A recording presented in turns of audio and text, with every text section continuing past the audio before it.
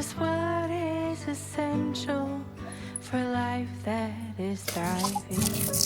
Go deep, mute out the chatter, feel it, burn off the fire, let go until there's peace to your core.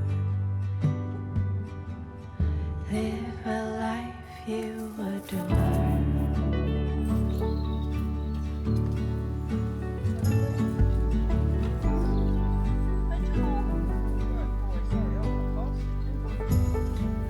Silence the noise, away from the program, removing performance, true self, all that's standing. Live free from worry, live by just being, power in finding your wholeness in now. Mute out the chatter, feel it, burn off the fire, let go until there's peace to your core. Live a life you adore. Live a life you adore.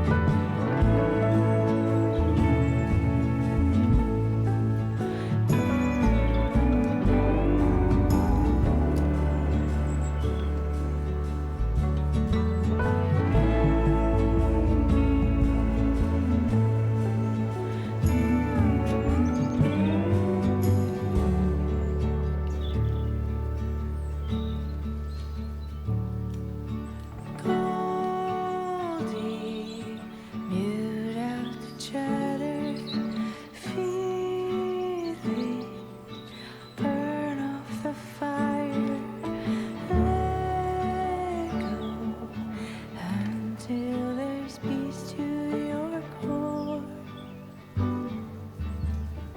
Live a life you adore.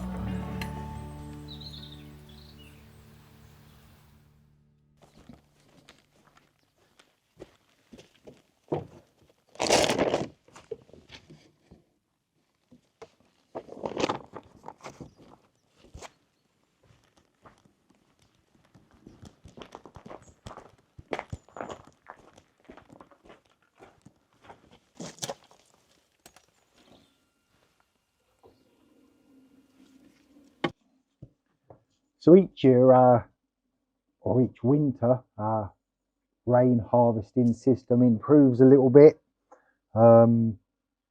We have more of a idea of how things will be going forwards.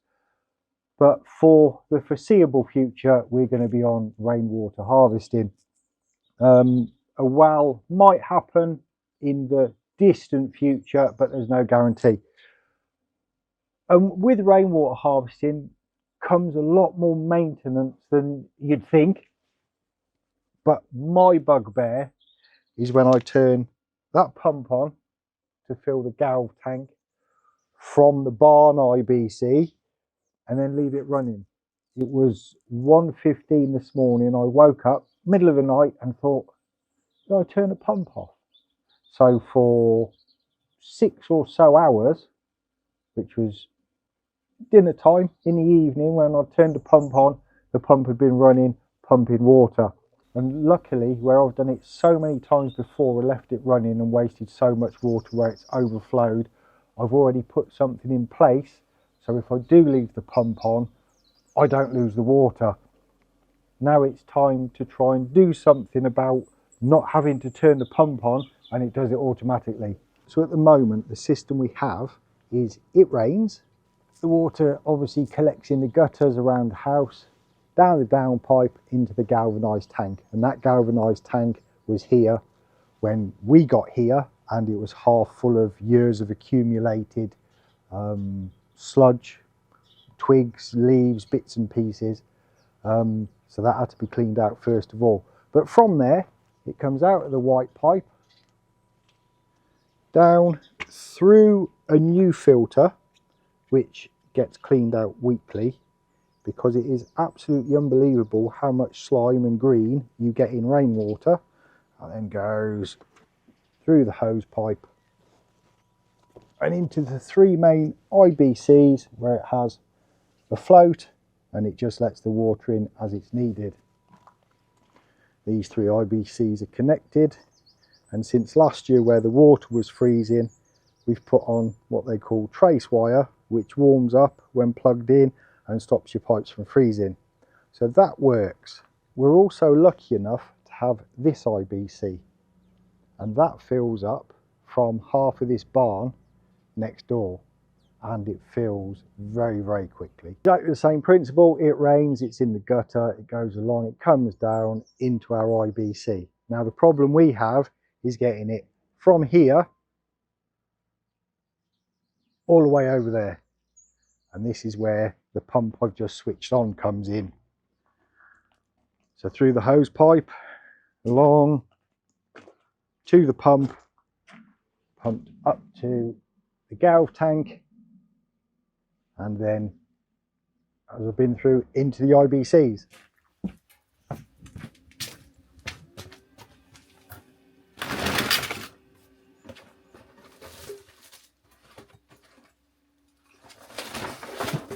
So this is where I keep all of the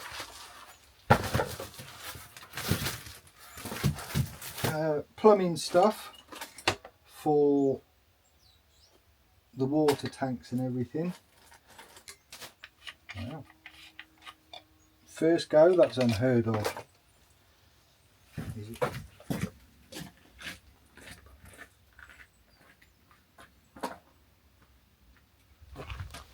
Right, so what is it I'm trying to do? This green pump, when you turn it on, it pumps. When you turn it off, it stops pumping.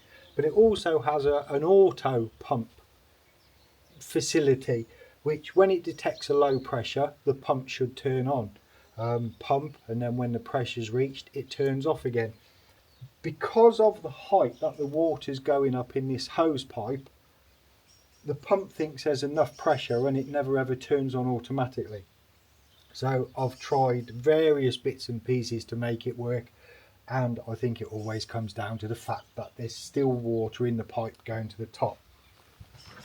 So I've done a bit of reading, watching and everything else, and this is an accumulator tank.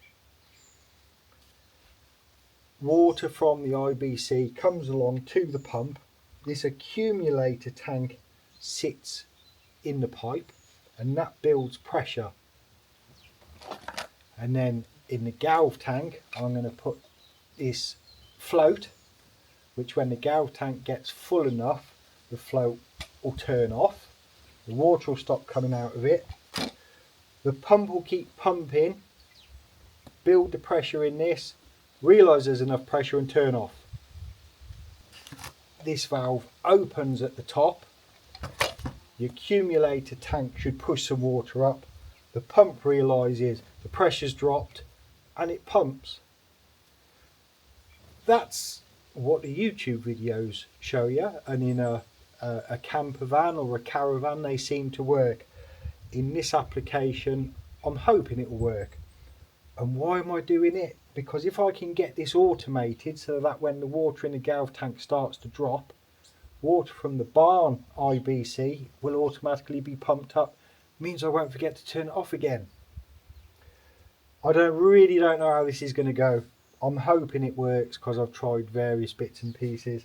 For pumping from A to B, I don't want to have to buy another pump with everything built in. We'll give it a go, we'll see what happens.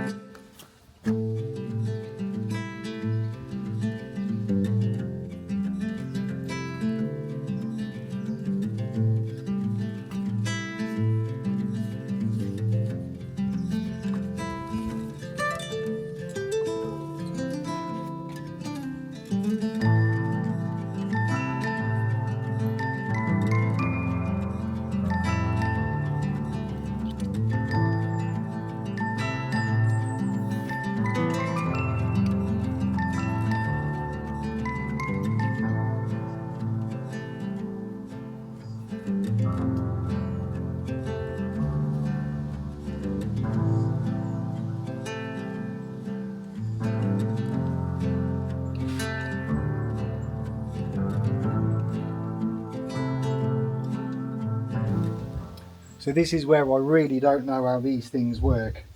With the pump off, gravity does what it does. The weight of the water in the barn IBC pushes the water through. If we turn the pump on, it works. If we put the pump on auto, it works. But the second we get too high, not that you can see it, put the pump on auto and it doesn't pump. I wonder if I need to put more pressure in the accumulator tank. I don't know. I'll have a play and see what I can do.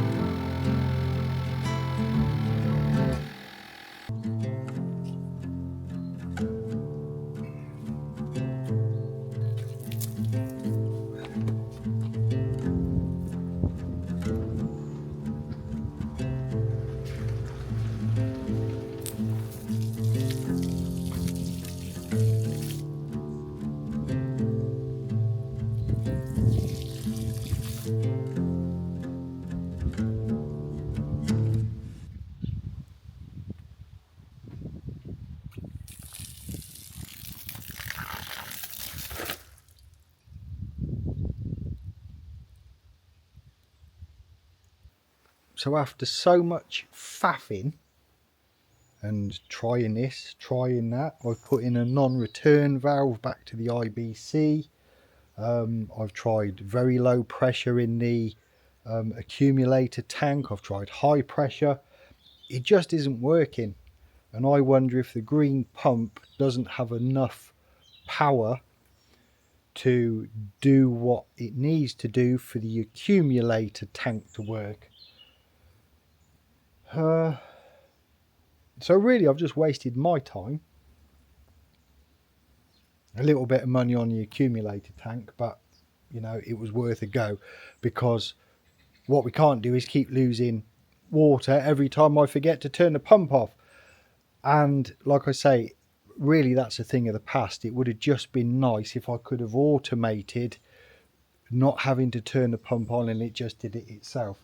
So I'm going to call that a lose. I really lost, and go back to manually putting a pump on to transfer the water for now. Now, some of you may say, why don't I just connect a permanent pipe from the IBC over there to the IBC over here?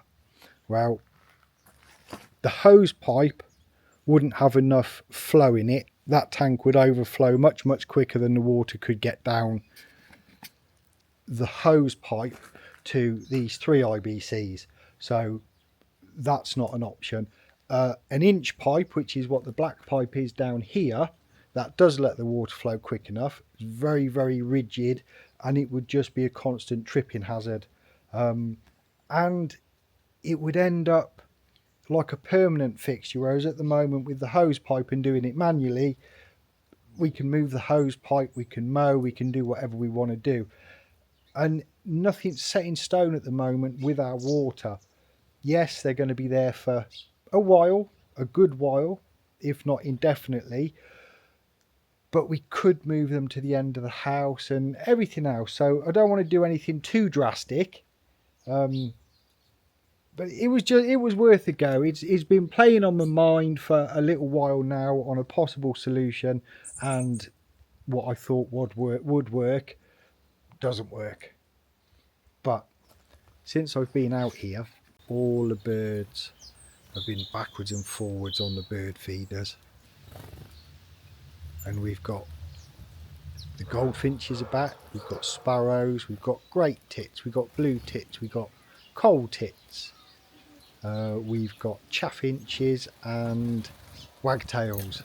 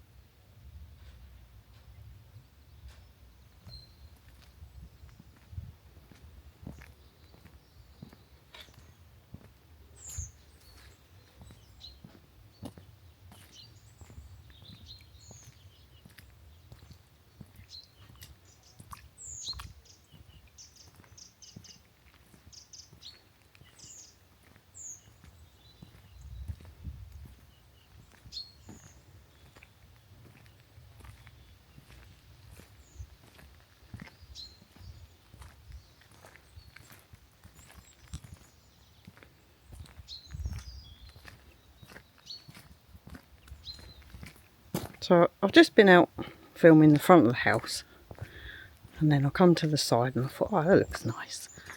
And I thought, actually, if you haven't been here for a long time, I haven't done a walk along the lane for a while, so I thought maybe you'd like to see, just to get an idea of how everything's positioned. We have the house right there. That's the bit you see probably the most of, because of the barn I've been fixing up here. And then we go along,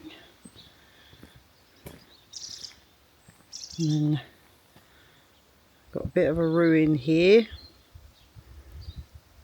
and then we come onto the lane that runs by the side of the house and the land.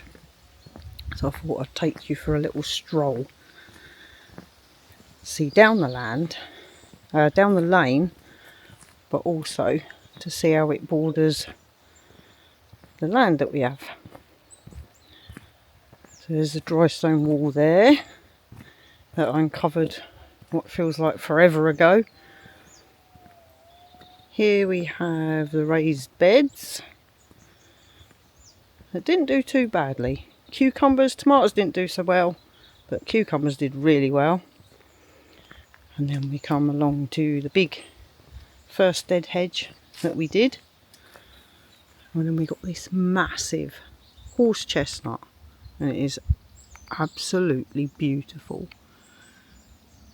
so big.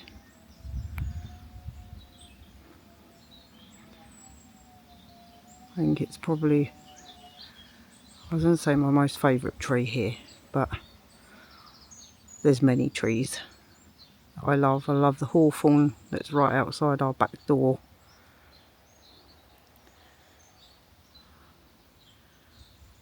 I'll turn you so we're still on the lane. Let's give you an idea of over there. You can't really see, but that's where the Sleeve and Arun mountains are. It's a little bit misty today.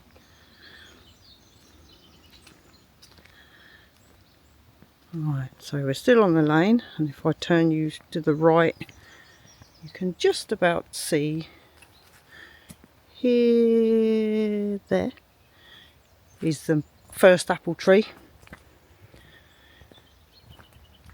And keep going along. It's quite a gloomy day today. Let me see if I can go a bit closer.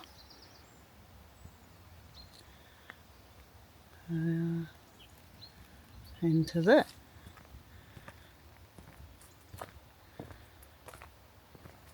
You can't really see the land a lot because the hedgerows are still green. So back on the lane, and I don't think I can get it high enough. Well, you might be able to see it on camera. Over there is a lake. We did have a drone. We could show you the drone on the. We could show you the lake on the drone, but Ben crashed it into a tree, and now it doesn't work anymore. So me wandering down the lane is the next best thing. Right through there is the second apple tree, the one that had all of the green apples this year. Put you up a bit higher. There you go. And we're almost coming to the end of our land.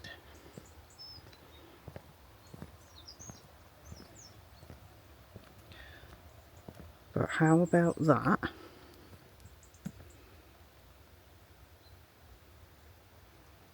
for a view?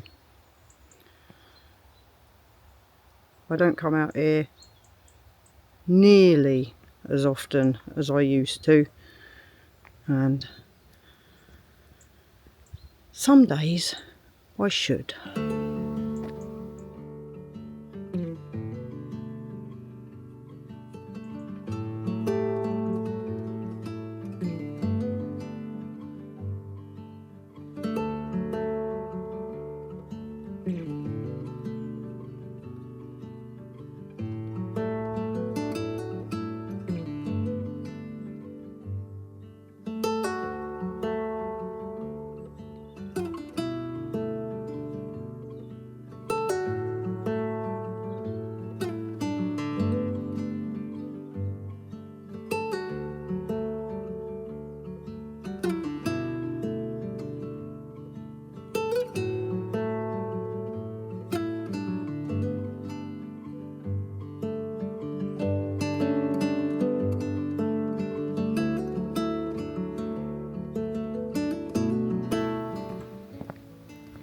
just see the house coming into view. Come round the bend. Might have to. Oh yeah, I think you can just about see it now.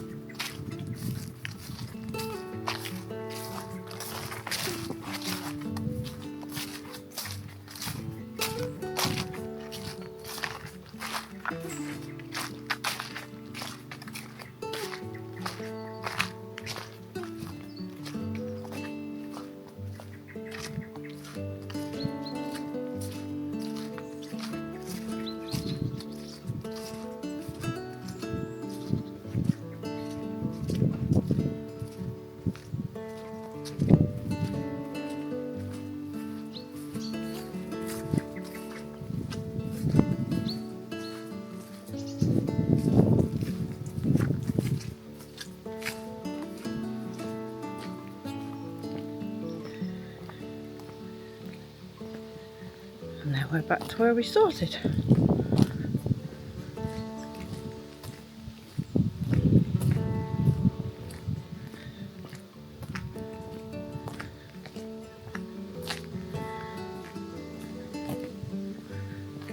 Round the corner.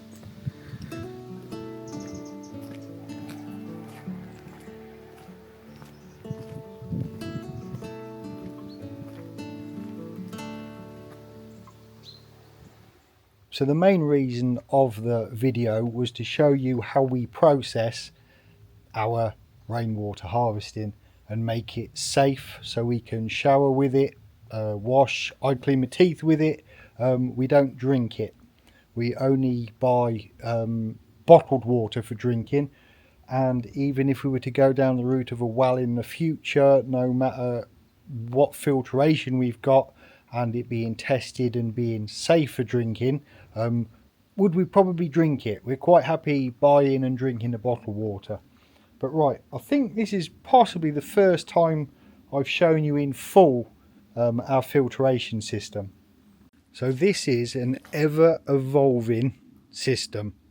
We started off with one IBC and the galv tank, and our outdoor shower used to be here, and that was fed directly from the galv tank down to the shower, no filtration, just through a water heater.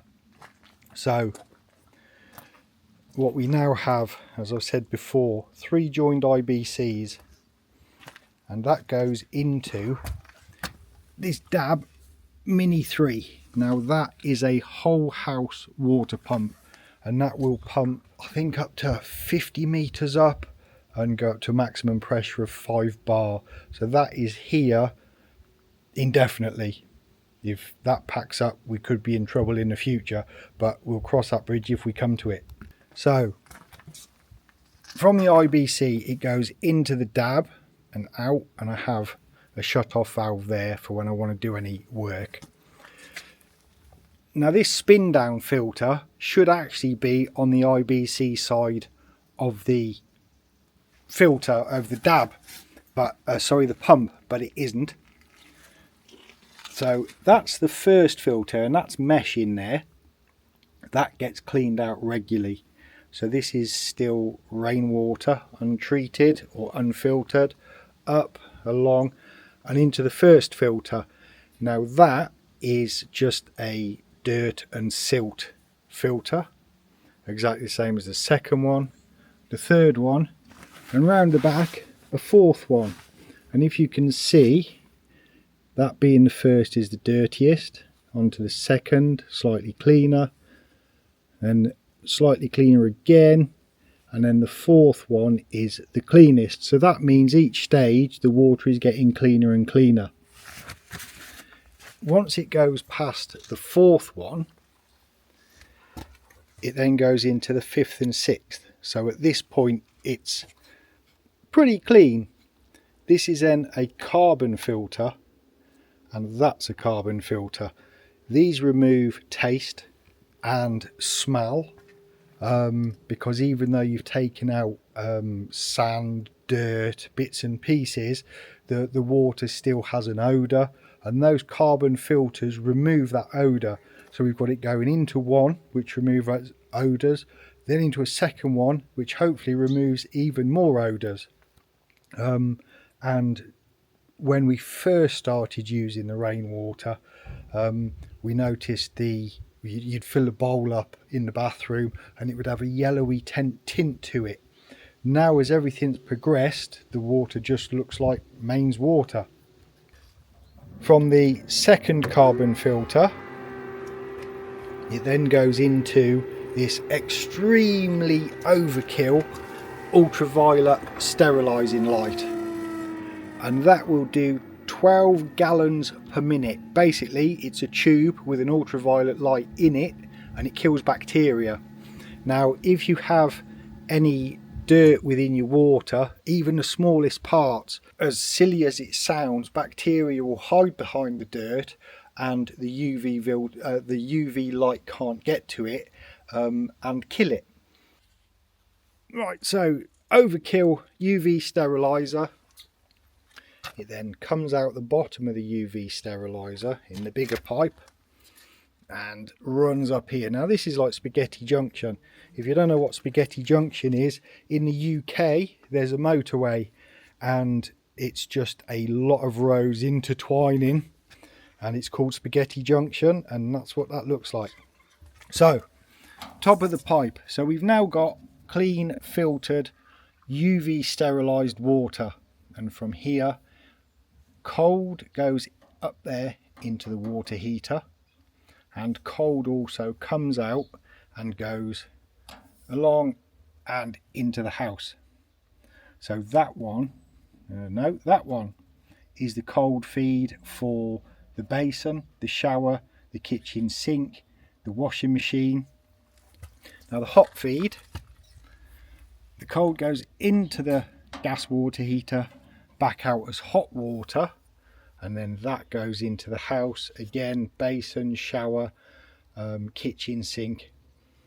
When we first started we had 2 filters, then we might have replaced the one sediment filter with a carbon filter, and then we added a 3rd filter, a 4th, a 5th, a 6th. So we have, with the spin down filter, we have 7 filters after the IBC, an ultraviolet sterilising light, super overkill for the quantity of water we use, but it's better to be safe than sorry.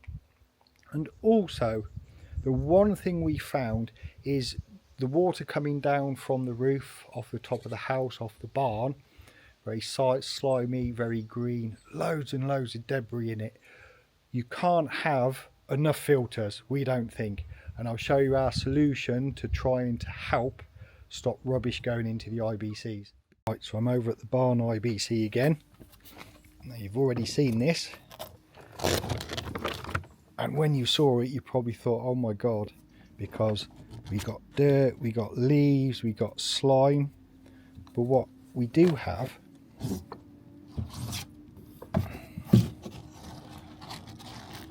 is a food grade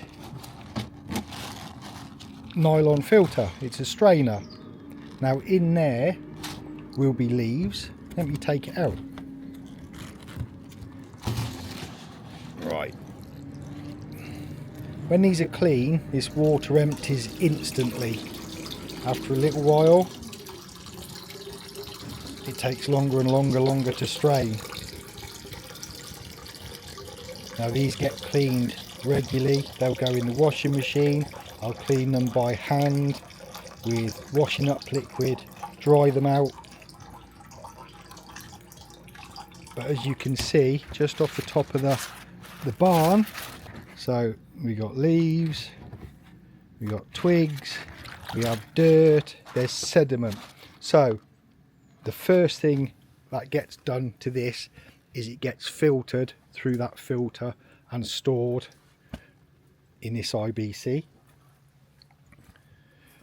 It then gets pumped. Whether I remember to turn the pump on or off is a different matter. It then gets pumped up to there, and that's a pre-strained water that gets pumped up to there. And from the house, as I said earlier, it goes into the galv tank. Now, because that would be such a faff climbing up there and trying to put a nylon filter over the downpipe and everything else, that is just the rainwater straight off the roof. So it's a mix of strained water and just roof water. When it comes down here, as I've said before, we've now got this one. This gets changed weekly. Again, toothbrush, washing up liquid, it gets taken off, cleaned, and then left to dry. So from there, so then we've got another strain. It goes along and into the 3 IBCs, and the 3 IBCs are no different. This has got a nylon mesh as well. So at this point, what's going into the IBC is hopefully a fairly debris free water. Again, when we first got here, there wasn't the filtration, and we had leaves in there and bits and pieces. And then the last most important thing, which we quite quickly learned, is you get them covered in black, or you paint them black. We had 2 with the cover on, 1 without. Now the one without went green. It was it wasn't mould, it was algae on the top of it within the tank, and it was just from the sun. And even in the winter, you get the sun on it, it's going to turn green quickly, and then it starts to colour your water. So the more you can do before it gets to your storage tanks, the better.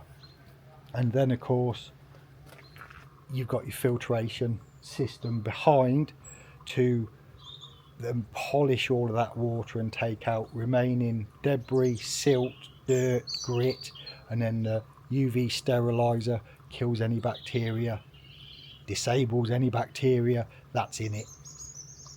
And that's how we deal with living off-grid with rainwater harvesting. So hopefully this time next week, that great big gaping hole won't be in the ceiling. It is only a hole in the ceiling and not the roof. Yeah, fingers crossed. Yeah. We've just come back from ordering some timber. Yeah. Now in the past we've bought the timber, stuck it on the top of On the the car. roof, yeah. And It kind of works, but it's a little bit a little bit hairy it driving. bounces around 4.8 yeah, metres it's timber. It's not the greatest. So we treated ourselves Yeah. and taken advantage of their home delivery. free delivery. Yeah. We never, because we're not very proactive, are we? We tend to go, right, we'll do that tomorrow. Yeah.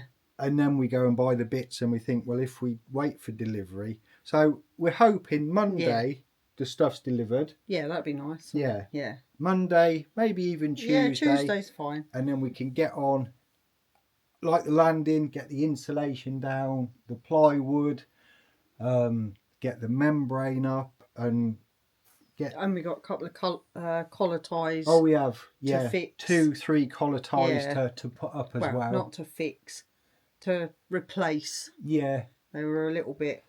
You'll know if you were here long ago. Yeah. That pretty much, even though the roof had leaked so much, it got away really with did. any major damage, apart from 2 collar ties. They're a little bit soft. They're a bit soft at both ends, aren't so they? we got those to replace. Yeah. Before then extending the rafters membrane, to get all of that done again. insulation, and then this will be the last ceiling to the membrane stage. Yeah, it's pretty exciting, isn't it? It will be nice because the draft it cuts down on as well is great. Yeah. And it helps with the insulation. So hopefully this winter, although it's so mild at the moment. Yeah, it's really, well, I was going to say it's really warm. It's not really warm, No, but it's definitely not cold. No, yeah. 11, 12 degrees. This time last year we'd had snow.